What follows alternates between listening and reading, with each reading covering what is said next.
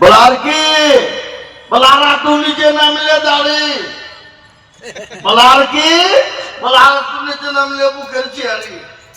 Headmaster জোর হাত করে বলে বেটা কালু যা নামিয়েছিস আর নামিয়েছিনি বা এখনো সমাজে চলি।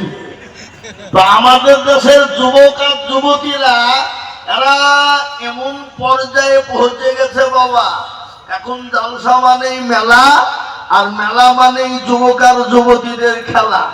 ধরা পড়লে ধনঞ্জয়, আর না ধরা পড়লে এনজয়। এই কথা বুঝে না কেন? হ্যাঁ তুমি হামা দাগে দাগে সোদ বম্বা খোঁজা খোঁজা নে হাম। সারা অঙ্গে ব্যথা বা কোথায় ওষুধ লাগাবো খুঁজে পেছি। মনে যদি বচন ধরে খুঁজে গিয়ে পাওয়া যায়, আর মলম দিব কোন যায়? এই খবরদার না বুঝলেন? হ্যাঁ, তো আজকের এই জলসার মাননীয় সম্মানিত সভাপতি সাহেব, বিজ্ঞাপিত অবিজ্ঞাপিত ওলামায়ে কেরাম ও তুলাবায়ে আজিজ, হাজরানে মজলিসের বাবা জীবন ভাইয়েরা, পদ্মার আড়ালের মায়েরা, বোনেরা, খালারা, জননীরা, সকলকে রইল শ্রেণীমতো সালাম।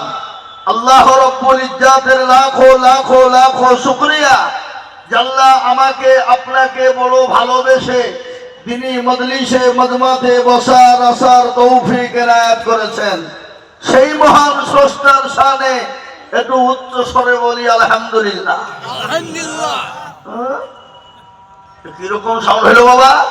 আরো আল্লাহর নাম নিলে গুনাহ হবে না নাকি হবে? একটু জোরে বলেন। কেউ যদি অন্তর থেকে একবার আল্লাহর নাম নিতে পারে তো তার আমল নামায় 1000 নেকি লেখা হবে, আর 1000 গুনাহকে মাফ করা হবে। বলুন আলহামদুলিল্লাহ। একটু জোরে বলি আলহামদুলিল্লাহ। না আপনাদের নদীর কারো কোন লোকের গুনাহ নাই নাকি? হ্যাঁ এ বাবা, গুনাহ প্রত্যেকটা লোকের আছে বাবা। এই যে মুফতি হাবিবুর রহমান সাহেব এসে এখানে, হ্যাঁ সুরুলিয়া মাদ্রাসার যোগ্যতম একজন আলেম, হ্যাঁ মুফতি ডিপার্টমেন্টের আপনাদের নদিয়া জেলা, উনি মুফতি সাহেব, ওনার গুনাহ নাই? আমি আইজুল হকের গুনাহ নাই?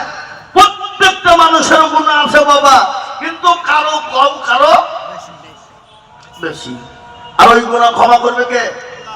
একটু জোরে বলুন আল্লাহ। তারপরে পরে এই বিশ্বনবী, দয়াল নবী, নবীদের নবী, নবীকুলের শিরোমণি মা আমিনার লাল মরুর দোলাল তাজদারে মদিনা আহমদে মুস্তাফা মুহাম্মদে মজদবা, সকলে বলি সাল্লাল্লাহু আলাইহি ওয়াসাল্লাম। তিনার উপরে দুরূদ ও শান্তির ধারা বর্ষিত হোক, সকলেই বলি আল্লাহুম্মা আমিন। মুহতারাম, এই মজলিস বড় গুরুত্বপূর্ণ মজলিস বাবা। এই মজলিসের চতুর্দিকে ঘিরে নিয়ে কারা? আল্লাহর ফেরেশতারা। যখনই মতমা শেষ হয়ে যাবে, ফেরেশতারা চলে যাবে কাতার মরে। আল্লাহ আল্লাহ তো সব জানে না, জানে না? না আপনাদের আজকে পলসন্না মাদ্রাসায় জলসা হয়েছে, এতগুলো ছেলে পাগড়ি পেল, এটা মনে হয় আল্লাহ জানে না নাকি? আল্লাহ নহদর পরে নাই? এ বাবা সব জানে। একটা রাস্তা দিয়ে পিঁপড়ে চলে গেলে খবর রাখে কে? আল্লাহ। কেউ রাখে না, কিন্তু আল্লাহ রাখে। রাখে না? রাখে না? তারপরেও এ বাবা জানার পরও কোথা ছেলে লাল্লা দেখলাম ওই পলসন্না নদিয়া মাদ্রাসায় তোমার বান্দা বান্দিরা বসা। বলে কেন? আল্লাহ জাহান্নামের ভয়ে আর জান্নাতের আশাতে। আল্লাহ বলে ওরে ফেরেশতা, তারা কি জান্নাত জাহান্নাম দেখেছে? বলে মাবুদ গো, তারা তো দেখে না, তাহলে কেন তারা বসা? আল্লাহ জাহান্নামের ভয়ে তারা বসে পড়েছে। আল্লাহ বলবে ও ফেরেশতা মণ্ডলী, সাক্ষী থেকে যাক, আমি আল্লাহ তাদের জীবনের জিন্দেগীর গুনাহকে ক্ষমা করে দিয়ে আল্লাহ আমি তাদের জাহান্নামকে হারাম করে আমি তাদের জন্য জান্নাতকে ওয়াজিব করে দেব। সুবহানাল্লাহ বলো না? সুবহানাল্লাহ বাইরে দিকে বুঝবেন নাকি?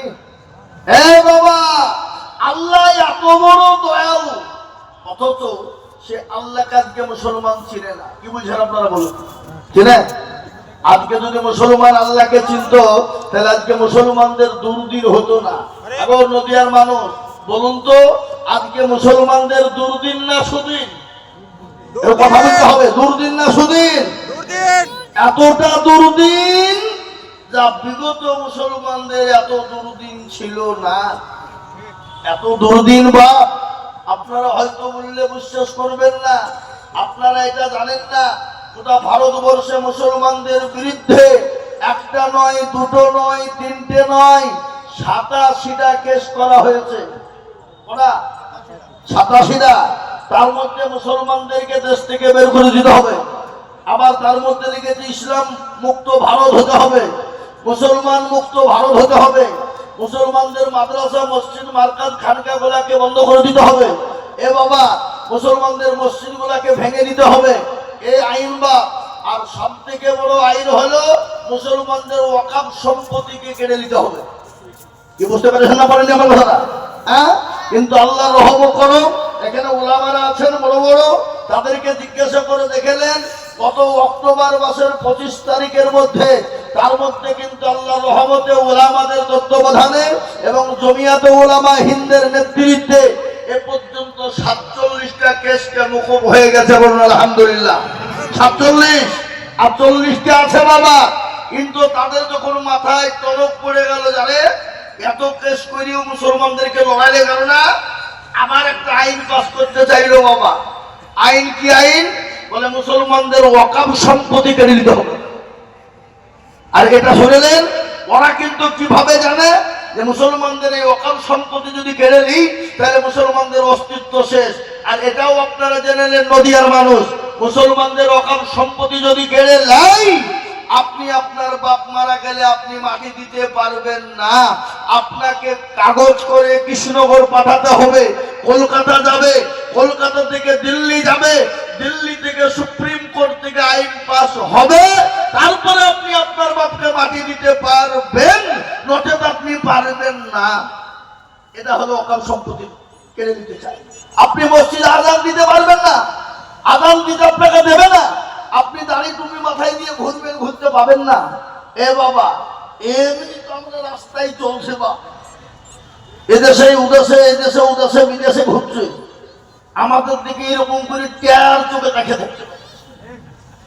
হ্যাঁ, এই তো আমি 4 দিন ছিলাম আসামে, এই 4 দিন ঘুরিয়ে বেড়াচ্ছে বাবুজি, একলা একলা, মনের ভিতর ভিতর ভয়ও লাগছে। আমার মনে করছে আল্লাহ কি যে হবে, কি যে হবে। বাবুজি কেউ একবার ভালো নজরে দেখছে আমাদের, দেখো চোখকে টেরা করে রাখছে। কোন দোকানে মাল যদি নিতে যাচ্ছে তো বাবুজি গরম কত। আমি বলছি বিদেশে মানুষ কিছু বলা হবে না। আবার আমার মুর্শিদাবাদ মুর্শিদাবাদ হয়ে রাখলে একবার দেখতো মতো নাকি যাইতে হতো, তোর গরম বের করতো নাকি। হ্যাঁ, কিন্তু বাবুজি বিদেশে মানুষ। যাক ও বাপ, আমি আপনাদেরকে বলি, এই ওয়াকফ সম্পত্তি মুসলমানদের কেড়ে নিতে চাইছে। আর ওয়াকফ সম্পত্তি কেড়ে নিলে আপনার গোরস্থান আপনি মাটি দিতে পাবেন না। এইদিকে